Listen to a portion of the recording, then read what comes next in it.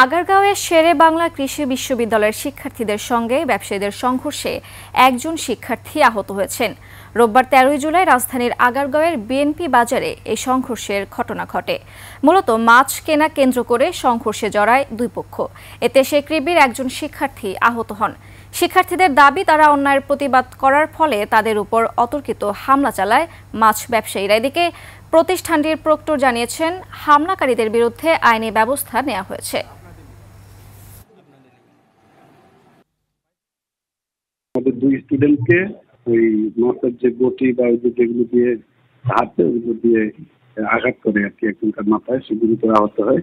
আমরা এইটার প্রেক্ষিতে আমরা একটা মামলা করেছি। আমাদের স্টুডেন্টদেরকে প্রহার করছে বা তাদের মাথা চুটে দিচ্ছে বা তাদেরকে আটকে রাখা হয়েছে কেন, এটার জন্য আমরা শেরেবাংলা থানায় একটা মামলা করেছি।